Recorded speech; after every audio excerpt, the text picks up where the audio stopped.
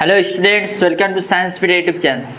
आज के যেটা হবে যে নিট সেকশনের পার্ট নাম্বার 2 অর্থাৎ ডাইজেশন এন্ড অ্যাবজর্পশন চ্যাপ্টারে নিট সেকশনের পার্ট নাম্বার 2 এটা আলোচনা করা হবে এই ক্লাসটা। বায়োলজি আগের দিনে হয়েছিল তোমার ডেন্টাল অর্থাৎ ডেন্টাল ফর্মুলা এবং দাঁতের বিভিন্ন পার্ট সম্বন্ধে আলোচনা করা হয়েছিল, ঠিক আছে।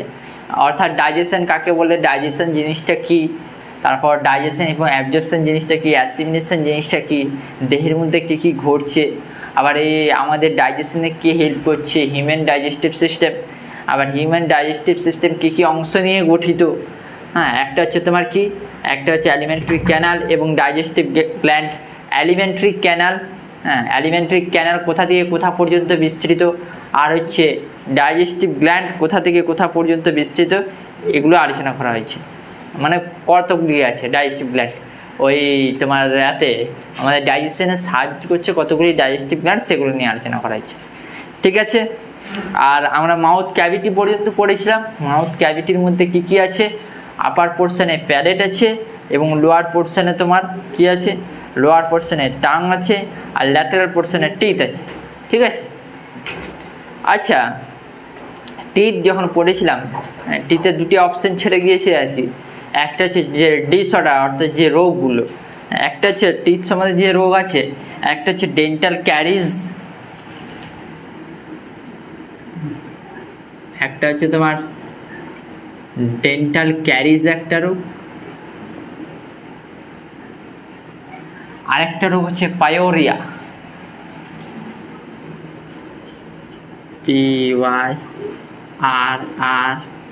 PYRRHOA, pyorrhoea and dental. আচ্ছা, ডেন্টাল ক্যারিজ রোগটা সাধারণত কি, ডেন্টাল ক্যারিজটা হচ্ছে যখন তোমার ইনামিনের ডিজেনারেশন হবে তখন ওই রোগটা দেখা যায়। ডিজেনারেশনের মধ্যে তোমার ক্ষয় আসে সাথে, এবং দিয়ে তারপর তোমার কী করে, একটা ক্যাভিটি তৈরি করে অর্থাৎ গহ্বর তৈরি করে। তখন কি হয়ে যায় তোমার, তখন তোমার একটা মানে দাঁতের এইটা তোমার একটা ক্ষতবিক্ষত হয়ে যায় আর কি।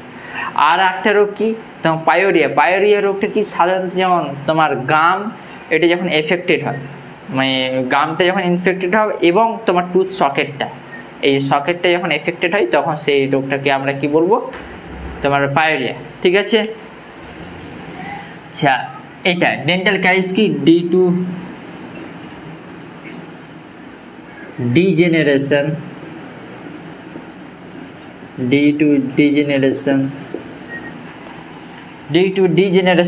of enamel and formation of cavities. Enamel and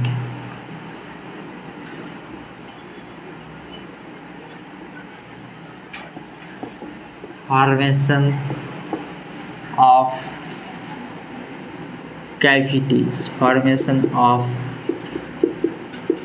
cavities due to degeneration of enamel and formation of cavities.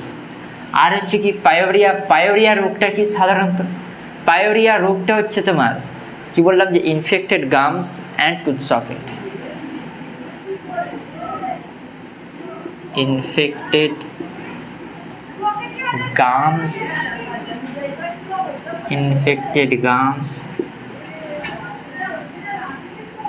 and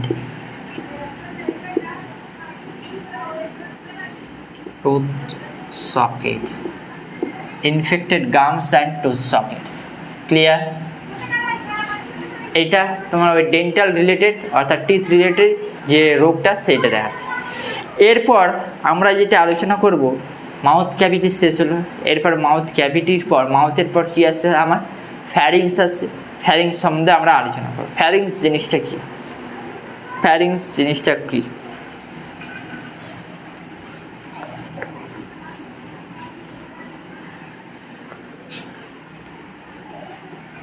ফ্যারিংস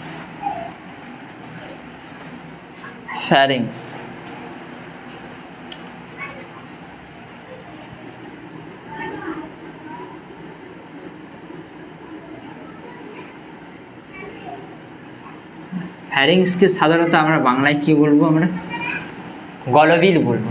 হ্যাঁ, একটা ছবি আঁকি, ছবি আঁকলে ভালোভাবে বোঝা যাবে।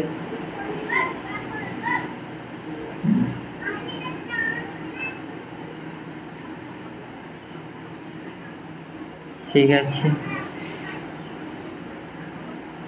ঠিক আছে, এটা আমার নাসাল ক্যাভিটি। এরপরে তোমার চলে যাচ্ছে এটা মস্তিষ্ক বা ব্রেন, এটা আমার ওরাল ক্যাভিটি।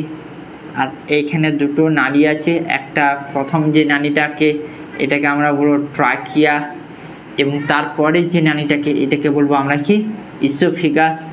আচ্ছা, এই ট্রাকিয়ার প্রথম অংশে কি আছে তোমার ল্যারিংস আছে, বলছি এটাকে আমরা কি বলবো সাধারণত ট্রাকিয়া, ট্রাকিয়া। এটাকে আমরা কি বলবো ইসোফেগাস বা গ্রাসনালী, ইসোফেগাস বা গ্রাসনালী। আর এইটাকে আমরা কি বলবো নাসাল ক্যাভিটি বা নাসা গহ্বর,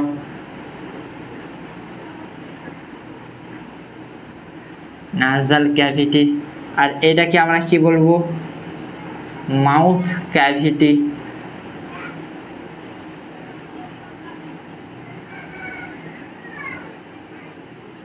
মাউথ ক্যাভিটি বা মুখগহ্বর। ঠিক আছে, ল্যারিংসটা কোথা থেকে কোথা পর্যন্ত বিস্তৃত? এই যে নাসাল ক্যাভিটির পরবর্তী অংশ থেকে পুরোপুরি এই ল্যারিংসের কাছে অবস্থিত।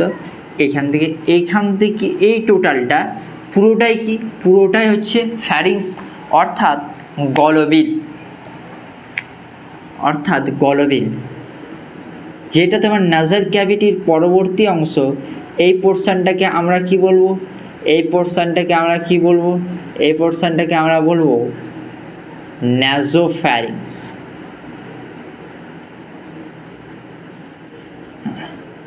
আর মুখগহ্বরের এই মুখগহ্বরের পরবর্তী যে অংশটা আছে এটাকে কি বলবো আমরা ওরোফ্যারিংস। আর এইখানে কি আছে, এই ঊর্ধ্বাংশে প্রথমে কি আছে ট্রাকিয়ার উপরে কি আছে ল্যারিংস আছে, ল্যারিংস অর্থাৎ স্বরগলবিল, ল্যারিংস অর্থাৎ স্বরযন্ত্র যেটাকে বলছি আমরা। আর এই যেটা তোমার ল্যারিংসের কাছাকাছি অবস্থিত, যেটা তোমার ল্যারিংসের কাছাকাছি অবস্থিত, এই অংশটা কি বলবো আমরা ল্যারিঙ্গোফ্যারিংস বা স্বরগলবিল। কোথা থেকে কোথা, একটা আসছে তোমার এইখান থেকে এইটা একটা, আবার এইখান থেকে এইটা একটা, আবার এইখান থেকে এইটা একটা। ঠিক আছে, এইখান থেকে এইটা একটা, এইখান থেকে এইটা একটা। তাহলে এইটাকে কি বলবো আমরা নাসোফ্যারিংস, নাসোফ্যারিংস। ঠিক আছে, আর এইটাকে কি বলবো আমরা ওরোফ্যারিংস, ওরোফ্যারিংস। এইটাকে কি বলবো আমরা ল্যারিঙ্গোফ্যারিংস, ল্যারিঙ্গোফ্যারিংস।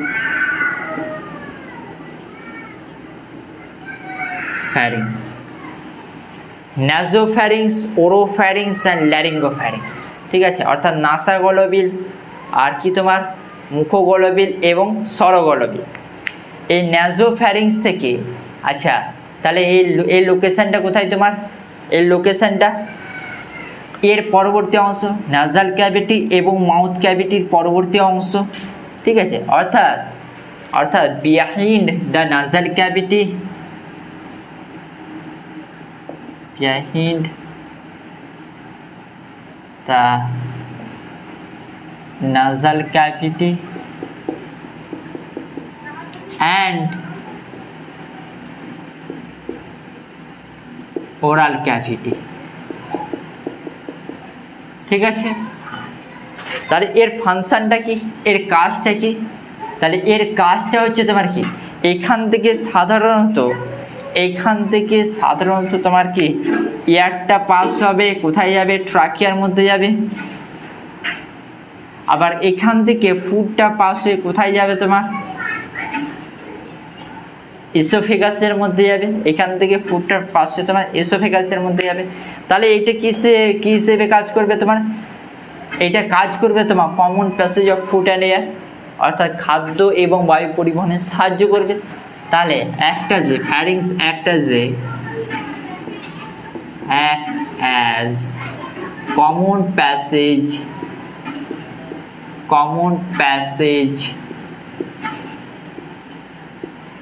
of food and air. Can I clear? বুঝতে পেরেছি জিনিসটা? act as a common passage of food and air, এটা গেল আমাদের কি ফ্যারিংসের ঘটনা। ঠিক আছে, এরপরে যেটা আসবো ইসোফেগাস অর্থাৎ গ্রাসনালী। এই যে এই পোর্শনটা আমার এখান থেকে শুরু হচ্ছে এলিমেন্টারি ক্যানাল, এইটা আলাদা পার্ট, এইটা ব্রিদিং অ্যান্ড রেসপিরেশন চ্যাপ্টারে পড়বো। এখান থেকে যাচ্ছে তোমার, এইটা চলে যাচ্ছে তোমার ফুসফুস, এটা ট্রাকিয়া, তারপর চলে যাচ্ছে প্রাইমারি ব্রঙ্কিউল, সেকেন্ডারি ব্রঙ্কিউল, তারপর ফুসফুসের মধ্যে এন্ট্রি করছে। হ্যাঁ, এটা আলাদা জায়গায় পড়বা। আমাদের পড়ার টপিক এই ইসোফেগাসটা, ইসোফেগাস থেকে পড়বো। ঠিক আছে, এরপরে কি আসছে আমরা ইসোফেগাস, এটা একটা টপিক গেল। ফ্যারিংস আর একটা কি ইসোফেগাস, ইসোফেগাস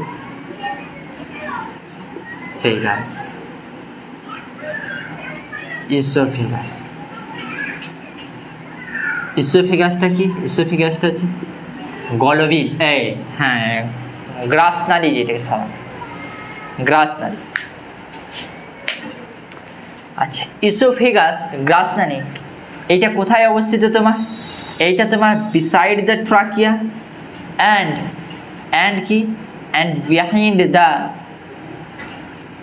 ফ্যারিংস, অর্থাৎ তোমার ফ্যারিংসের মানে পরবর্তী অংশ এবং ট্রাকিয়ার পাশে অবস্থিত। ঠিক আছে, beside the trachea, beside the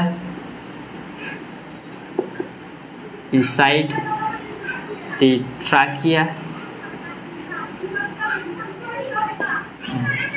and ফ্যারিংসের পরবর্তী অংশ অর্থাৎ later portion of the pharynx, এটা বললেও চলবে, যাই হোক যে কোনো একটা বলতে। আচ্ছা, এর লেংথটা কত? এর লেংথটা হচ্ছে 25 সেমি। এর লেংথ হচ্ছে 25 সেমি। ক্লিয়ার? এর লেংথ হচ্ছে 25 সেমি। তাহলে এর কাজটা কি? এর কাজটা হচ্ছে তোমার কি খাদ্য পরিবহনে সাহায্য করবে তোমার কোন মুভমেন্টের দ্বারা? পেরিস্টলসিস মুভমেন্টের দ্বারা। পেরিস্টলসিস মুভমেন্টের দ্বারা তোমার কি খাদ্য পরিবহনে সাহায্য করে, অর্থাৎ ফাংশনটা কি? এর ফাংশনটা কি transport of food through peristalsis movement. ফাংশনটা হচ্ছে আর কি, ফাংশনটা হচ্ছে তোমার, ফাংশনটা হচ্ছে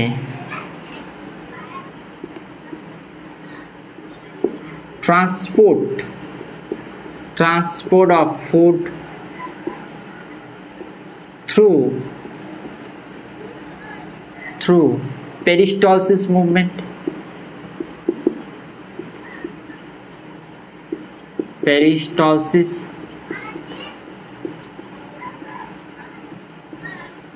মুভমেন্ট। আচ্ছা, পেরিস্টলসিস মুভমেন্টটা কি? পেরিস্টলসিস মুভমেন্টটা হচ্ছে muscle contraction and relaxation in oesophagus in alimentary canal. হ্যাঁ, পেরিস্টলসিস মুভমেন্ট সাধারণত কোথায় দেখা যায়? পেরিস্টলসিস মুভমেন্টটা হচ্ছে তোমার পুরোপুরি অ্যালিমেন্টারি ক্যানালের মধ্যে দেখা যায়, পুরো অ্যালিমেন্টারি ক্যানালের মধ্যে দেখা যায়, পুরো অ্যালিমেন্টারি ক্যানালের মধ্যে। সিন ইন elementary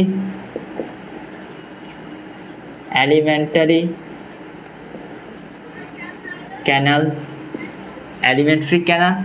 আর কি দেখা যায়? পেরিস্টলসিস মুভমেন্টটা কীরকম ভাবে হয়ে যায়? Muscle contraction and relaxation. এখানে কি হয়? মাসেলে contraction and relaxation,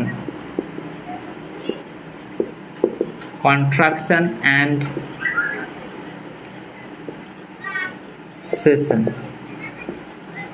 of muscle. ঠিক আছে, তাহলে এটার কাজটা কি? Function transport of food to peristalsis movement. Clear? এরপরে যেটা আমরা পড়বো এইটা হচ্ছে সাধারণত কি, এরপরে যেটা পড়বো সেটা হচ্ছে তোমার তোমার স্টোমাক। দেখে টুকে নাও, যদি হয়তো সম্ভব তোমরা পজ করে দেখে নেবে।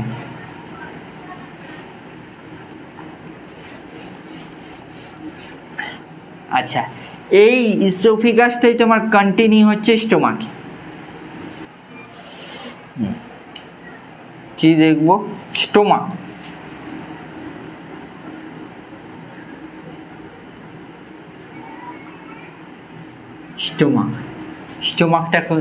স্টোমাকটা বেঙ্গলিটা কি? পাকস্থলী। আচ্ছা, এর একটি ছবি আঁকি।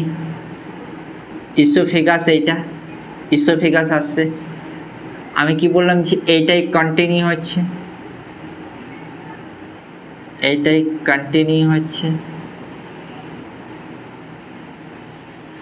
ঠিক আছে, এইটাই কন্টিনিউ হচ্ছে।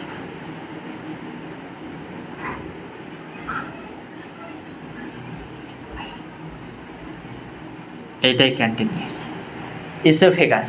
এটা কি? ইসোফেগাস। এটা ইসোফেগাস, আর এটা স্টোমাক, আর এটা হচ্ছে ডিওডিনাম। এটা হচ্ছে তোমার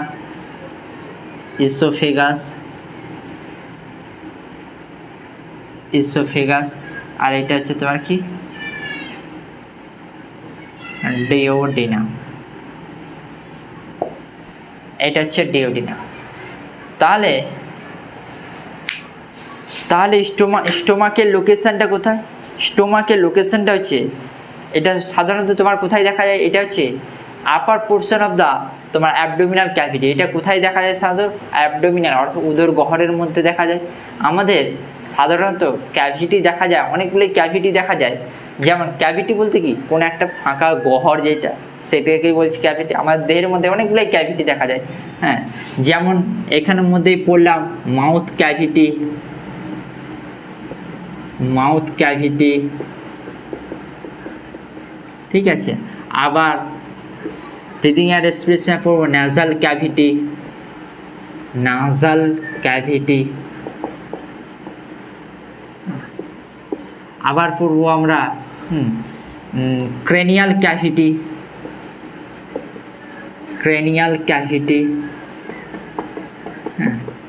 আবার পড়বো আমরা স্পাইনাল ক্যাভিটি।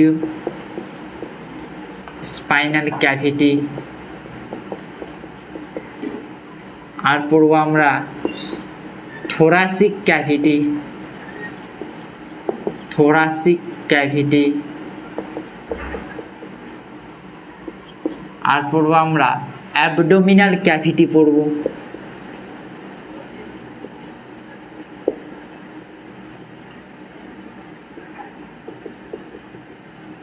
ঠিক আছে, আর পড়বো আমরা অ্যাবডোমিনাল ক্যাভিটি ছাড়া আর কি পড়বো? পেলভিক ক্যাভিটি পড়বো।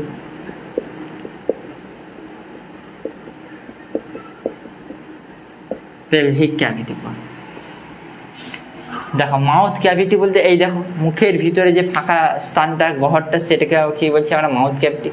নাসাল ক্যাভিটি, নাসাঘর, নাকের ভিতরে যে ফাঁকা স্থান, সেটাকে বলি আমরা নাসাল ক্যাভিটি। ক্রেনিয়াল ক্যাভিটি কোনটা? এই যেখানে তোমার মস্তিষ্কটা লোকেট করছে, মস্তিষ্ক অবস্থান করছে, সেটাকে আমরা বলবো ক্রেনিয়াল ক্যাভিটি, অর্থাৎ মাথার ভিতরে যে ফাঁকা স্থান। স্পাইনাল ক্যাভিটি, যেখানে তোমার স্পাইনাল কর্ড আছে, যে ফাঁকা গহ্বরটাতে, সেটাকে কি বলবো আমরা? Spinal cavity. থোরাসিক ক্যাভিটি, এই কলার বোন থেকে একদম ডায়াফ্রাম পর্যন্ত এই ক্যাভিটিটাকে বলবো আমরা থোরাসিক ক্যাভিটি। আবার এই ডায়াফ্রাম থেকে তোমার এইখানে কোমরে হাড় পর্যন্ত, এই পোর্শনটাকে আমরা কি বলবো? আমরা এই পোর্শনটাকে বলবো অ্যাবডোমিনাল ক্যাভিটি। আবার এই কোমরে হাড় থেকে আপ টু একদম নিচে পর্যন্ত, ওইটাকে কি বলবো? যে ফাঁকা যে স্থানটাকে, সেটাকে বলবো আমরা পেলভিক ক্যাভিটি।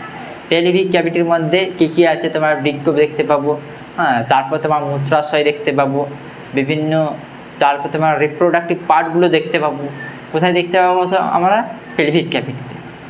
আচ্ছা, তাহলে স্টোমাকের লোকেশনটা কোথায়? স্টোমাকের লোকেশনটা হচ্ছে upper cleft portion in abdominal cavity, অর্থাৎ অ্যাবডোমিনাল ক্যাভিটির মানে একটা কোণের দিকে অবস্থান করে।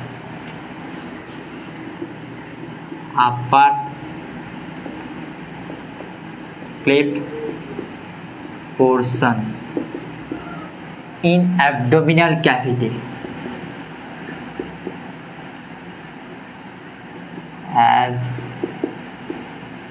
Abdominal in abdominal cavity, upper cleft portion in abdominal cavity. ঠিক আছে। আচ্ছা, এটা কিরকম দেখতে? এটা ঠিক অনেকটা তোমার জে শেপড অর্গান, অর্থাৎ যে আকৃতির মতো দেখতে। ঠিক আছে, অর্থাৎ J shaped organ.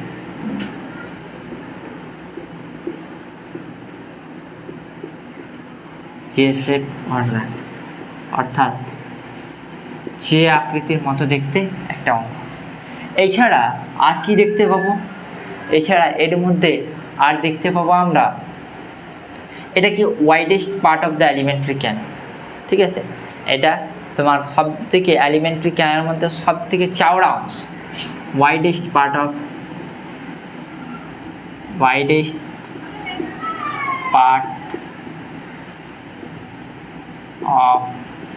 Elementary canal, elementary canal. ঠিক আছে, এছাড়া এর মধ্যে আমরা দুটো প্লেন দেখতে পাবো। এটাকে বলবো আমরা লেজার কার্ভেচার, আর এইখান থেকে এইটাকে বলবো আমরা কি গ্রেটার কার্ভেচার। দুটো প্লেন দেখতে পাবো, এইটাকে বলবো আমরা দুটো প্লেন অর্থাৎ তল। একটাকে বলবো আমরা laser curvature,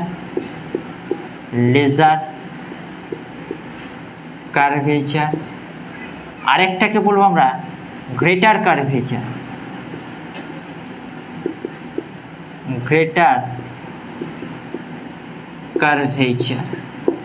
lesser curvature and greater curvature. Lesser curvature এই তলটাকে বলবো, গ্রেটার কার্ভেচার এই তলটাকে বলবো। এইটা কম বক্রতা বিশিষ্ট আর এটা একটু বেশি বক্রতা বিশিষ্ট। ঠিক আছে, এছাড়া আমরা এর মধ্যে আমরা চারটা রিজিয়ন দেখতে পাবো। স্টোমাকের মধ্যে চারটা রিজিয়ন দেখতে পাবো। এক একটাকে আমরা কি বলবো? রিজিয়ন, চারটা অঞ্চল,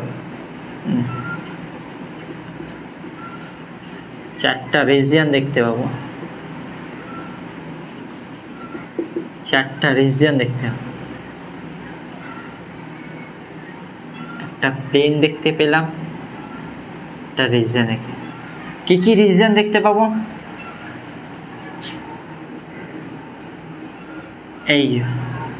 এই পোর্শনটাকে কি বলবো আমরা? কার্ডিয়াক পার্ট অর্থাৎ কার্ডিয়াক অঞ্চল। এইটাকে বলবো ফান্ডাস, এটাকে বলবো আমরা কার্ডিয়াক, এটাকে বলবো আমরা ফান্ডাস। ঠিক আছে, আচ্ছা এইটাকে বলবো আমরা কি? এইটাকে বলবো আমরা পাইলোরিক, আর এটাকে বলবো পাইলোরিক, আর এটাকে বলবো আমরা বডি। ঠিক আছে, তাহলে কি কি দেখতে পাবো আমরা? চারটা রিজিয়ন। এটা কি কি? আচ্ছা, এটা ব্লু কালিতে লিখি তাহলে সুবিধা হবে। কার্ডিয়াক রিজিয়ন, ঠিক আছে, কার্ডিয়াক ফান্ডাস উপরের পোর্শন, ফান্ডাস, কার্ডিয়াক ফান্ডাস। ঠিক আছে, আর হচ্ছে কি বডি, বডি অ্যান্ড কি pyloric.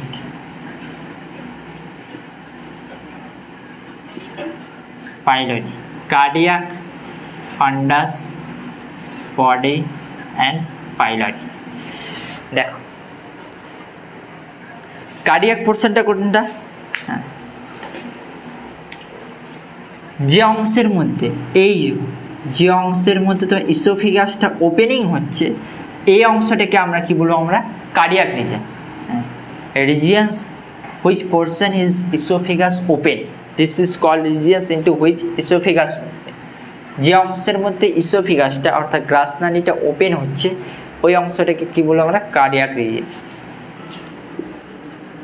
Regions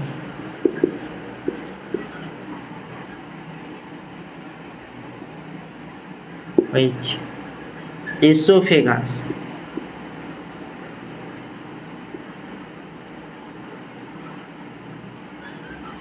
is open. Clear? ফান্ডাস পোর্শনটা কোনটা?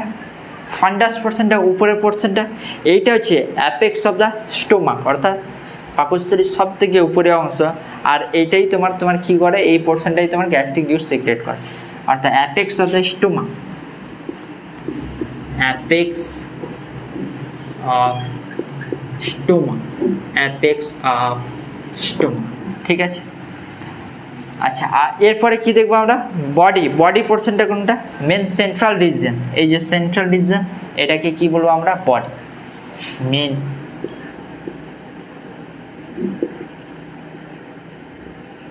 সেন্ট্রাল রিজন, সেন্ট্রাল রিজন, এটাকে কি বলবো আমরা? বডি। পাইলোরিক কোনটা? পাইলোরিক যেখানে তোমার ডিওডিনামটা ওপেনিং হচ্ছে, অর্থাৎ যেটা ডিওডিনাম ওপেনিং হচ্ছে সেখান থেকে বলবো আমরা কি? পাইলোরিক, অর্থাৎ last portion of the stomach connects with duodenum, অর্থাৎ last portion of stomach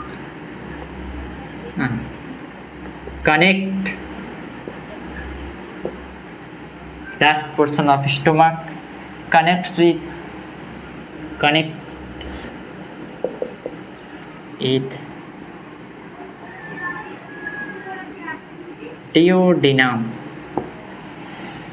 connects with duodenum, এটা কি বলবো আমরা? পাইলোরিক। প্লেন দেখলাম, রিজিয়ন দেখলাম, এছাড়া আর কি আছে? স্ফিংটার আছে। কি? স্ফিংটার বলতে কি তোমার?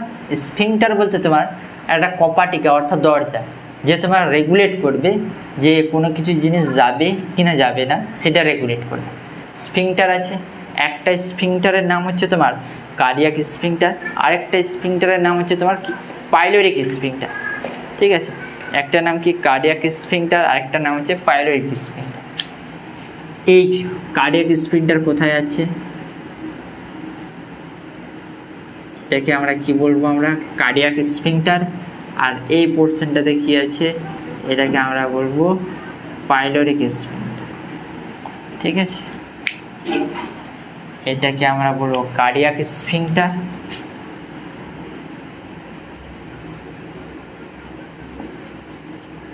কার্ডিয়াক স্ফিংটার, এটাকে বলবো আমরা pyloric sphincter. Cardiac sphincter and pyloric sphincter, cardiac sphincter and pyloric sphincter. Clear? চলো কার্ডিয়াক স্ফিংটারের কাজ কি, পাইলোরিক স্ফিংটারের কাজ সেটা দেখব। কি দেখলাম? স্ফিংটার।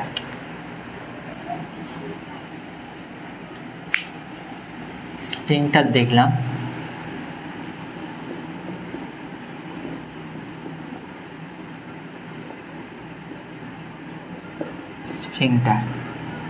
স্ফিংটারটা কি কি স্ফিংটার দেখলাম? একটা হচ্ছে তোমার cardiac sphincter,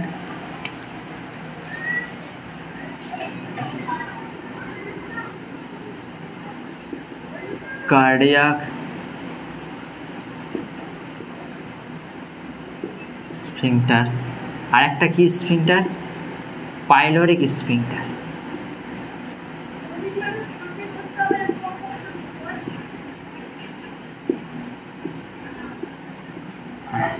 cardiac sphincter and pyloric sphincter. দেখো কার্ডিয়াক স্ফিংটারের কাজটা কি? কার্ডিয়াক স্ফিংটারটা তোমার কি করবে? তোমার রেগুলেট করবে entry in the food of stomach, হ্যাঁ, ইন স্টোমাক, অর্থাৎ স্টোমাকের মধ্যে খাদ্যটা ঢুকবে কিনা সেটা রেগুলেট করবে।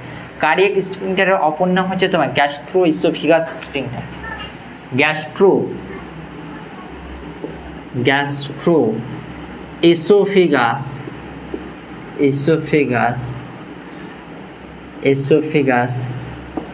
Sphincter, gastro oesophagus sphincter. ঠিক আছে, কার্ডিয়াক স্ফিংটারের কাজটা কি? কার্ডিয়াক স্ফিংটারের কাজ সাধারণত তোমার entry of food in stomach,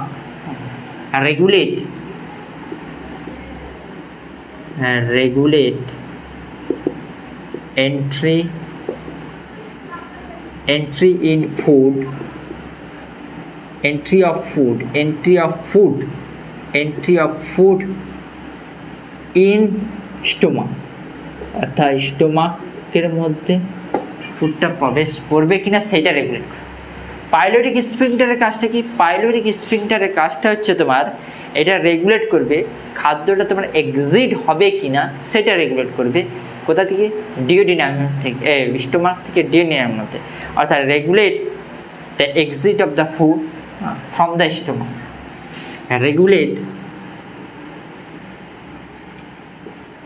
regulate exit of food from stomach, clear? তাহলে কি দেখলাম যে cardiac sphincter and pyloric sphincter এদের কাজ দেখলাম, ঠিক আছে। এরপরে দেখব যে এখানে এই যে তোমার এর কাজটা কি, স্টোমাকের কাজটা কি, চলো দেখে নিই।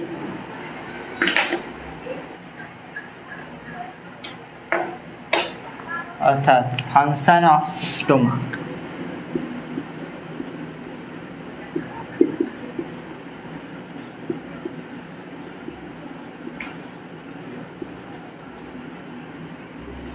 ফাংশন অফ স্টোমাক অর্থাৎ স্টোমাকের মধ্যে কাজ। স্টোমাক সাধারণত কী করে? তোমার ফুডকে রিজার্ভার করে, অর্থাৎ খাদ্যকে সঞ্চয় করে রাখে for store in 4 to 5 hours, অর্থাৎ 4 থেকে 5 ঘন্টার মধ্যে তোমার ফুডটাকে এই করে। আর কি করে? তোমার এই সেল প্রডিউস করে। আর কি করে? তোমার করে তোমার গ্যাস্ট্রিক জুসকে প্রডিউস করে, ঠিক আছে, গ্যাস্ট্রিক জুস প্রডিউস করে। আর কি করে? তোমার ওই ইন্ট্রিনসিক ফ্যাক্টরকেও প্রডিউস করে, যে তোমার কী করে? তোমার ওই অ্যাবজর্পশন অফ দ্য ভিটামিন B12কে শোষণে সাহায্য করে, ঠিক আছে। ফুড স্টোর 4 to 5 hours, ঠিক আছে। আর কি করে? তোমার প্রডিউস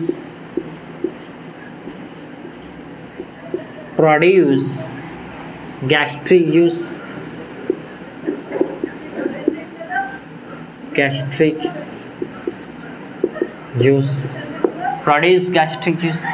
আর কি করে? তোমার প্রডিউস গ্যাস্ট্রিক জুস। আর কি করে? তোমার আর করে হচ্ছে তোমার এই সেল প্রডিউস করে, এই সেল। আর এই সেলটা কী কাজ করে? এই সেলটা অ্যান্টিব্যাকটেরিয়াল এজেন্ট হিসেবে কাজ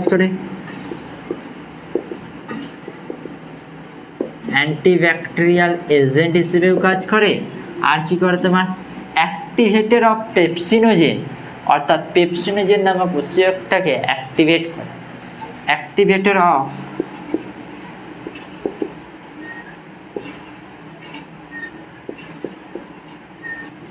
pepsinogen,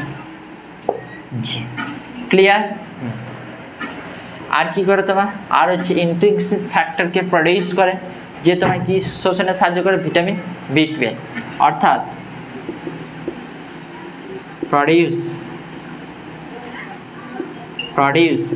intrinsic factor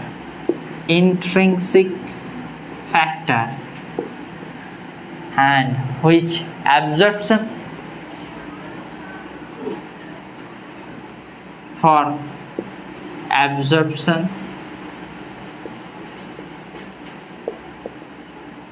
of B12, ঠিক আছে। এটা গেল তোমার কি স্টোমাকের কাজ। স্টোমাক সাধারণত কি কাজ করে না কাজ করে, ঠিক আছে। এরপরে যেটা আমরা পড়ব স্মল ইন্টেস্টাইন এবং লার্জ ইন্টেস্টাইন। চলো দেখা যাক small intestine and large intestine. Small intestine and large intestine. Small intestine and large intestine.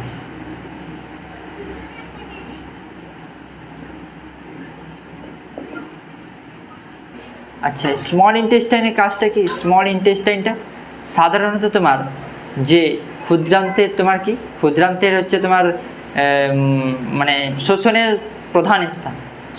প্রধান স্থান হচ্ছে কি স্মল ইন্টেস্টাইন। স্মল ইন্টেস্টাইন কি আমরা কি বলবো? আমরা সাধারণত ক্ষুদ্রান্ত, যেটা কিনা তোমার কি করে তোমার মানে অ্যাবজর্পশনের মেন সাইট। আচ্ছা চলো আগে ছবি এঁকে দিই, তারপর তোমার বুঝবো অবশ্যই যে কোথায় কি আছে না আছে। স্মল ইন্টেস্টাইন এবং লার্জ ইন্টেস্টাইনের ছবিটা একসাথে এঁকে দিচ্ছি, তাহলে বুঝতে সুবিধা হবে। এইটা হচ্ছে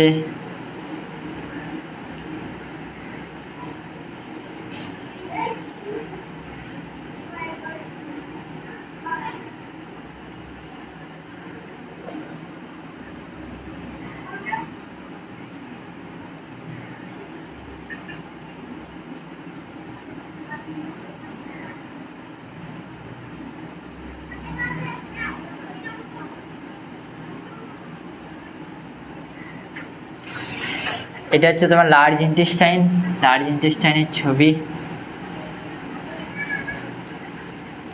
ঠিক আছে।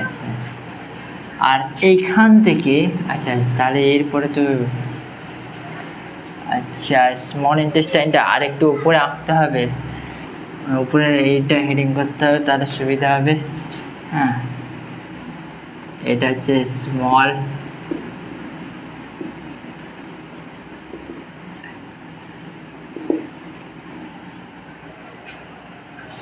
ইন্টেস্টাইন। এটা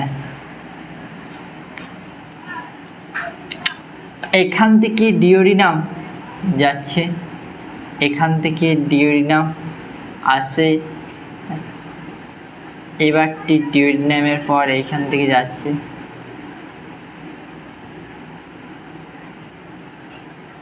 আচ্ছা এখানটা এই ডাবল আমি কন্টিনিউ করছি, নাহলে পুরোপুরি গুলিয়ে যাবে, ব্যাপারটা বুঝতে পারবেন আর কি জিনিসটা। হ্যাঁ, তাহলে স্মল ইন্টেস্টাইনের মধ্যে আমরা কটি পোর্শন দেখতে পাবো? 3টি পোর্শন দেখতে পাবো।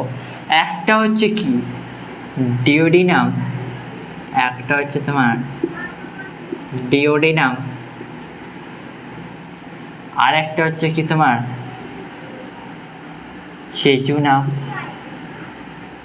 জেজুনাম, আর একটা হচ্ছে কি তোমার ileum. Duodenum, jejunum and ileum. ডিওডিনামটা কিরকম টাইপের অর্গান? ডিওডিনামটা সাধারণত তোমার এই পোর্শনটা, এই যে সি শেপ, এই পোর্শনটা হচ্ছে কি ডিওডিনাম।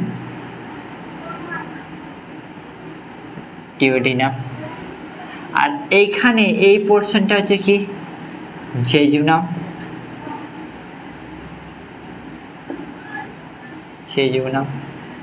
আর এইখানে এই পোর্শনটা কি ইলিয়াম, ঠিক আছে। তাহলে ডিওডিনামটা কিরকম দেখতে? ডিওডিনামটা সাধারণত কি C shaped organ,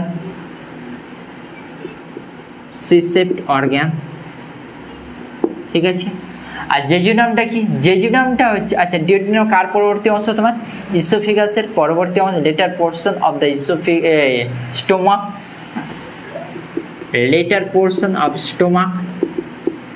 later portion of stomach, ঠিক আছে।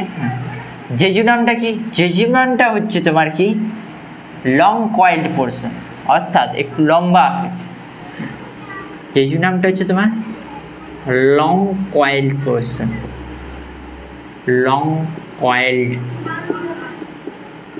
পোর্শন।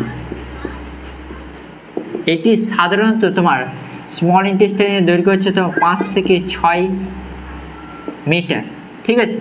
এইটা সাধারণত তোমার 15 থেকে 20 সেমি হবে, 15 সেমি।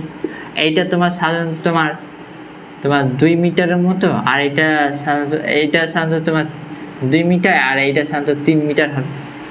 আর ইলিয়ামটা হচ্ছে দেখতে কীরকম? ইলিয়ামটা হচ্ছে হাইলি কয়েলড পোর্শন, ইলিয়ামটা হচ্ছে তোমার হাইলি কয়েলড পোর্শন। আর ইলিয়ামটাই তোমার কানেক্টেড থাকে, ইলিয়ামটাই তোমার স্মল ইন্টেস্টাইনের ইলিয়ামটা তোমার লার্জ ইন্টেস্টাইনের সঙ্গে কানেক্ট থাকে। তাহলে Ilium connected with large intestine, Ilium connected with large intestine, ঠিক আছে, Ilium connected with large intestine, ঠিক আছে।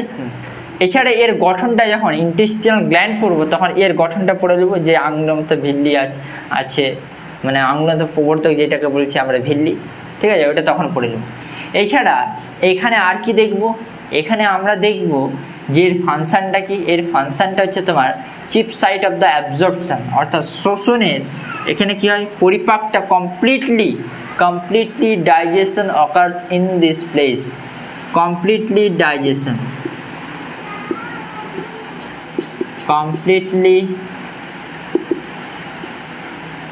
digestion of food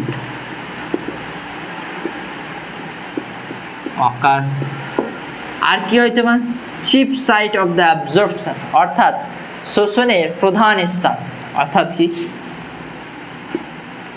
chip site of absorption, অর্থাৎ শোষণের প্রধান স্থান কি, ওই তোমার এই স্মল ইন্টেস্টাইনটা, ঠিক আছে। এটা হচ্ছে স্মল ইন্টেস্টাইন গেল। এরপরে পড়বো আমরা large intestine,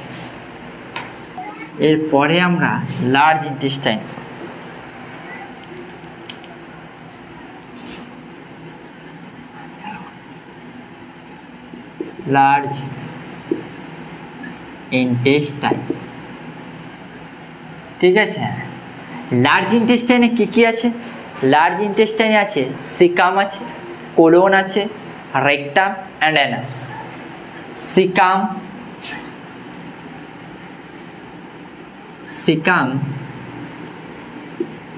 caecum colon,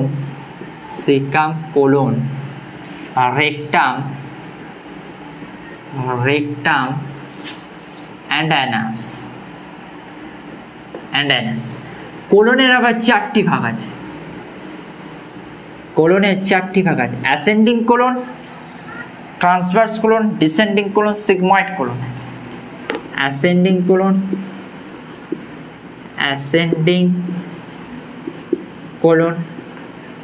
transverse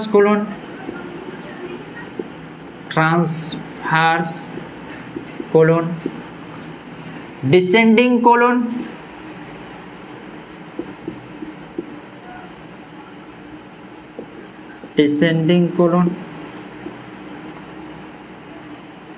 আর কি সিগময়েড কোলন,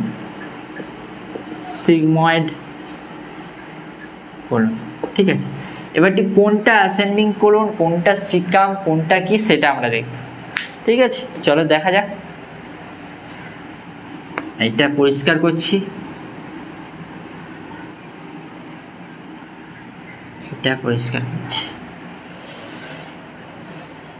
সিকাম হচ্ছে এই পোর্শনটা হচ্ছে সিকাম, অর্থাৎ স্মল ইন্টেস্টাইনের ইলিয়াম লার্জ ইন্টেস্টাইনের যে অংশের সঙ্গে যুক্ত হচ্ছে সেই রিজিয়নটাকে আমরা কি বলবো, সিকাম।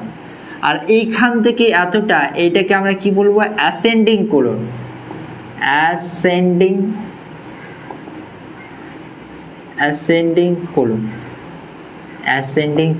ঠিক আছে। আর এখান থেকে এই পোর্শনটা, এইটাকে কি বলবো আমরা, ট্রান্সভার্স কোলন,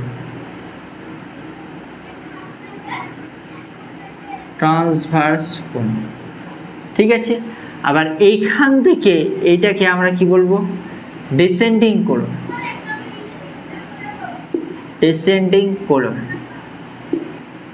ঠিক আছে। আবার এইখান থেকে এই এতটা, এটাকে আমরা কি বলবো, সিগময়েড কোলন, আর এটাকে আমরা কি বলবো, আমরা রেকটাম, এটাকে আমরা কি বলবো, অ্যানাস, ক্লিয়ার? কোনটা কি বোঝা গেল? আচ্ছা, লার্জ ইন্টেস্টাইনে এখানে এটা হলো। আচ্ছা, এখানে তাহলে এখানকার শুধুমাত্র আমরা কি দেখবো? আমরা ফাংশনটা দেখবো, এছাড়া আর কি দেখবো? ফাংশনটাই আমরা শুধুমাত্র দেখবো। এখানকার ফাংশনটা কি কি আছে, কাজ কি কি? এখানের কাজ হচ্ছে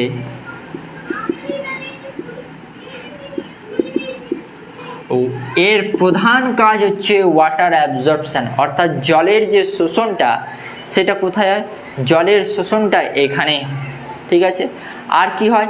আর ওই যে কোলন আছে, কোলনটাকে কি করে? তোমার ফিকাসকে প্রডিউস করে, অর্থাৎ মলটাকে প্রডিউস করে। আর এখানে রেকটামটা, এই রেকটাম হচ্ছে তোমার কি করে? এই রেকটামই হচ্ছে মলকে স্টোর করে, হ্যাঁ, আবার অ্যানাসের দ্বারা সেটা বাইরে বেরিয়ে যায়। অর্থাৎ এই ফাংশনটা কি তোমার? এর ফাংশনটা, এর কাজটা কি তোমার? এর প্রধান কাজ হচ্ছে ওয়াটার অ্যাবজর্পশন, ওয়াটার অ্যাবজর্পশন অর্থাৎ জলের শোষণে সাহায্য করে। আর কি করে? তোমার ফিকাসকে প্রোডাকশন, ফিকাস প্রোডাকশন, ঠিক আছে? আর কি করে? তোমার ফিকাসকে তোমার স্টোরও করে। ফিকাস বলতে মল বা স্টুল,